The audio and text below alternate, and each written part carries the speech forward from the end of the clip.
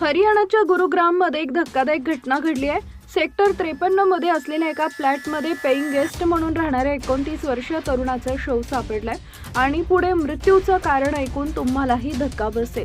Video पुढे बघण्यापूर्वी channel subscribe करून बाजूस असलेली घंटी दाबायला विसरू नका।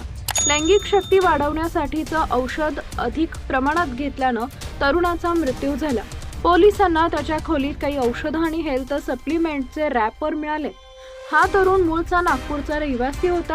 तो नवी दिल्लीत क्वालिटी काउन्सिल ऑफ इंडियाच्या कार्यालयात काम करायचा।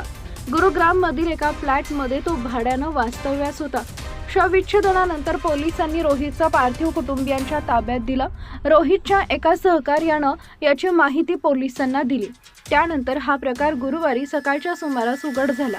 रोहित आणि त्याचा सहकारी बहुतेकदा एकत्रच कार्यालयात जायचे। गुरुवारी सकाळच्या सुमारास रोहितच्या सहकार्यानं त्याला अनेकदा फोन केले, पण रोहितनं प्रतिसाद दिला नाही। सहकार्यानं त्याच्या फ्लॅटचं दार अनेकदा ठोठावलं, पण रोहितनं दरवाजा देखील उघडला नाही। रोहितच्या सहकार्यानं पोलिसांना हा प्रकार कळवला। काही वेळातच पोलीस तिथं दाखल झाले।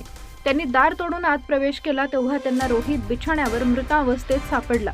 पोलिसांना त्याच्या खोलीत काही औषधं आणि हेल्थ सप्लिमेंट्सचे रॅपर सापडले। पोलिसांनी ते ताब्यात घेतले। प्राथमिक तपासातून समोर आलेल्या माहितीनुसार रोहित लालनं त्याच्या होणाऱ्या पत्नीला भेटायला बोलावलं होतं।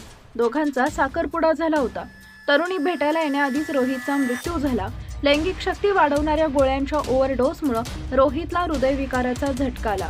रोहितचा विसेरा आणि त्याच्या खोलीत सापडलेल्या गोळ्या तपासासाठी फॉरेन्सिकला पाठवण्यात आल्याची माहिती सेक्टर 53 चे SHO सतेंद्र रावल यांनी दिली आहे। विसेरा अहवाल आल्यानंतर मृत्यूचं नेमकं कारण कळू शकेल असं पोलीस म्हणाले। रोहितचा साखरपुडा नुकताच झाला होता। त्यानं त्याच्या होणाऱ्या पत्नीला भेटायला फ्लॅटवर बोलावलं होतं। रोहितच्या सहकार्यानं सकाळी 10 वाजण्याच्या सुमारास पोलिसांना फोन केला होता। रोहितनं कॉलला प्रतिसाद देत नसल्यानं आणि दरवाजाही उघडत नसल्यानं त्याच्या मनात शंकेची पाल चुकचुकली।